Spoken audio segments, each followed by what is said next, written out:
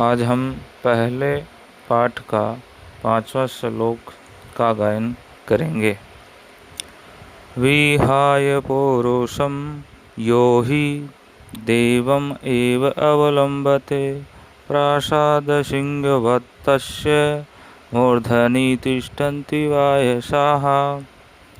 विहाय पौरुषं यो हि देवम् एव अवलम्बते प्रसादसिंहवत् तस्य मूर्धनि तिष्ठन्ति वायसाः।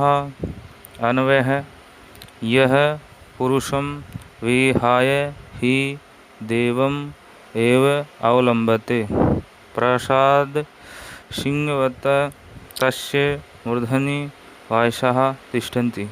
शब्दार्थ है, यह जो पौरुषम पुरुषार्थ को मेहनत परिश्रम विहाय छोड़कर ही प्लस हा प्लस लेप देवम भाग्य को एवं ही अवलंबते सारा बनाता है प्रासाद सिंहवत महल में स्थित सिंह की मूर्ति के समान तस्य उसके मूर्धनि सिर पर वायसाः कोय तिष्ठन्ति बैठते हैं। स्था धातु लट लकार प्रथम पुरुष बहुवचन। अब चित्र के माध्यम से समझिए। यह विहाय पौरुषम ही देवम एव अवलंबते, जो व्यक्ति पुरुषार्थ को छोड़कर अर्थात मेहनत परिश्रम को छोड़कर भाग्य के ही सारे बैठा रहता है, वह प्रासाद सिंहवत् तस्य मूर्धनि तिष्ठन्ति वायसाः, वह महल में स्थित सिंह की मूर्ति के समान है जिसके सिर पर कौवे बैठते हैं।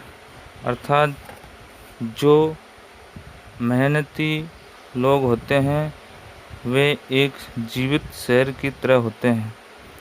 जो पुरुष भाग्य के सारे ही बैठा रहता है वह महल में लगी शेर की मूर्ति के समान होता है। इसलिए महापुरुष कहते हैं हमेशा जीवन में मेहनत परिश्रम करना चाहिए। अब अर्थ देखिए एक साथ। जो व्यक्ति पुरुषार्थ को छोड़कर भाग्य के ही सहारे बैठा रहता है वह महल में स्थित सिंह की मूर्ति के समान है जिसके सिर पर कौवे बैठते हैं। धन्यवाद।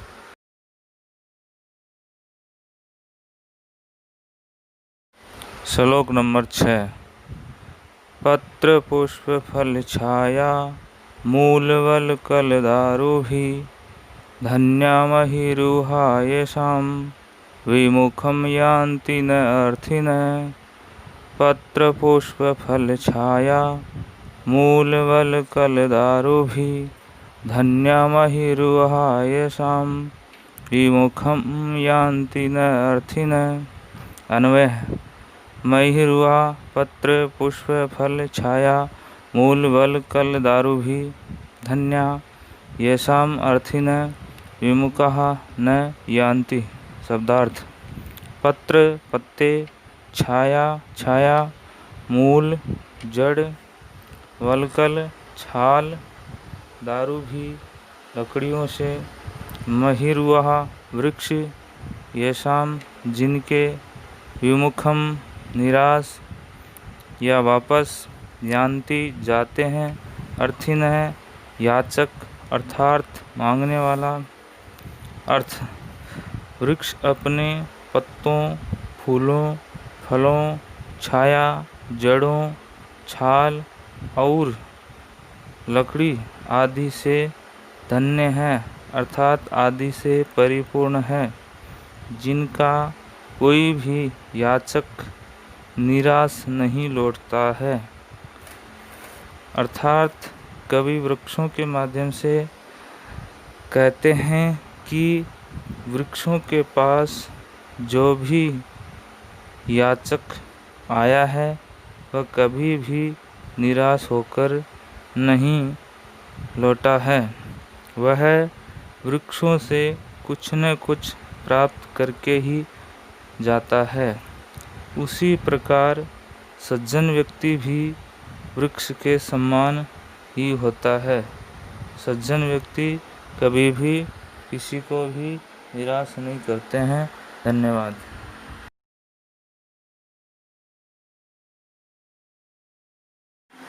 श्लोक नंबर 7। चिंतनीया हि विपदाम आदावेव प्रतिक्रियाः न कूपखननं युक्तं प्रदीपते वह्निना गृहे। चिंतनीया हि विपदाम आदावेव प्रतिक्रियाः न कूपखननं युक्तं प्रदीपते वह्निना गृहे।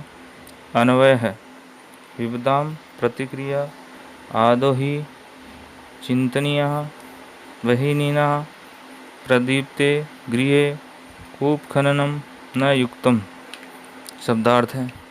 विपदाम आपत्ति, प्रतिक्रिया बचाव या उपाय, आदो पहले, आरंभ में, चिंतनीय सोचना चाहिए, वह्निना आग से, प्रदीप्ते गृहे जले घर में, कूप खननम कुआं खोदना, न युक्तम ठीक नहीं है।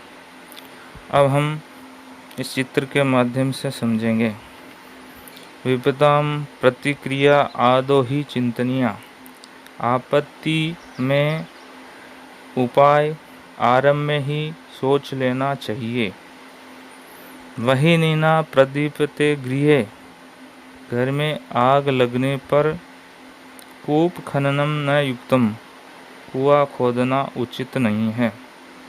अब इसका अर्थ देखिए। भावार्थ, जिस प्रकार से घर में आग लग जाने पर कुआं खोदना आरंभ करना सही कार्य नहीं है, उसी प्रकार से विपत्ति के आ जाने पर चिंतित होना भी उपयुक्त कार्य नहीं है। किसी भी प्रकार की विपत्ति से निपटने के लिए सदैव तत्पर रहना चाहिए। धन्यवाद।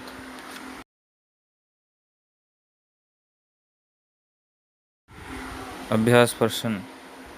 पाठे दत्तानां पदानां सस्वरवाचनं कुरुत। पाठ में दिए गए श्लोकों का सस्वर वाचन कीजिए। प्रश्न संख्या 2। श्लोक अंशेषु रिक्त स्थानानि पूरयत। श्लोक के अंशों में से रिक्त स्थानों की पूर्ति कीजिए। कह देखिए। समुद्रम आसाद्य वहन्ति अपयाः। ख श्रुत्वा वचः मधुरसुक्तरसं सृजन्ति। ग तद्भागधेयं परमं पशूनां। घ विद्याफलं वैशनिनः कृपणस्य सौख्यम्। ण पौरुषं विहाय यो हि देवम् अवलम्बते। च चिन्तनीया हि विपदाम् आदावेव प्रतिक्रियः। प्रश्न संख्या 3। प्रश्नानाम् उत्तराणि एक पदेन लिखत। प्रश्नों के उत्तर एक पद में लिखिए। कह देखिए। वैशनिनः किम नश्यति। विद्याफलम्। ख कस्य यशः नश्यति। लुब्धस्य। मधुमक्षिका किम जनयति। माधुर्यम्। घ देखिए। मधुर सुक्त रसम के सृजन्ति संतः। ड़ देखिए। अर्थिनः केभ्य विमुखा न यान्ति। वृक्षभ्य महिरुआभ्य। चौथा प्रश्न देखिए। अधोलिखित तद्भव शब्दानां कृते पाठात् चित्वा संस्कृत पदानि लिखत। नीचे लिखे गए तद्भव शब्दों के लिए पाठ से चयन करके संस्कृत पद लिखिए। जैसे कंजूस, कृपणः, कड़वा, कटुकम, पूंछ पूंछ, पुच्छ, लोभी, लुब्ध, मधुमक्खी, मक्षिका, तिनका, तृणम। पांचवा प्रश्न देखिए, अधोलिखितेषु वाक्येषु कर्तृपदम क्रियापदम च चित्वा लिखत।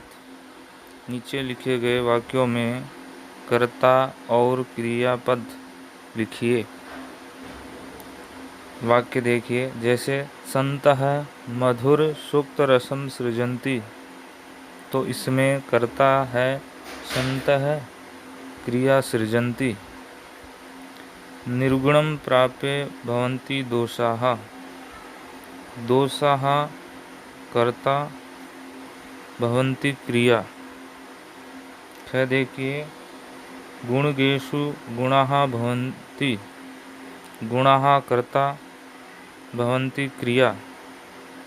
मधुमक्षिकः माधुर्यं जनयेत्, मधुमक्षिका कर्ता, जनयेत् क्रिया। पिशुनस्य मैत्री यशः नाशयति चेति क्रिया। नद्यः समुद्रम् आसाद्य अपया भवन्ति, नद्यः कर्ता, भवन्ति क्रिया। प्रश्न संख्या 6 देखिए, रेखांकितानि पदानि आधृत्य प्रश्न निर्माणम कृत। रेखांकित पदों को आधार मान करके प्रश्न निर्माण कीजिए। क्या देखिए, गुणाः रेखांकित है, गुणगेषु गुणाः भवन्ति, तो गुणाः बहुवचन है, तो उत्तर हो जाएगा के गुणगेषु गुणाः भवन्ति। आगे प्रश्नवाचक चिन्ह लगाएंगे। ख देखिए, नद्यः सुस्वादु तोयाः भवन्ति। अब नद्य स्त्रीलिंग बहुवचन है, इसलिए उत्तर हो जाएगा काहा। गए देखिए, लुब्धस्य यशः नश्यति, लुब्धस्य उत्तर हो जाएगा कस्य, षष्ठी विभक्ति। गए देखिए, मधुमक्षिका माधुर्यम एव जनयति, मधुमक्षिका स्त्रीलिंग प्रथम पुरुष एकवचन, तो का हो जाएगा उत्तर। तस्य मूर्धनि तिष्ठन्ति वायसः।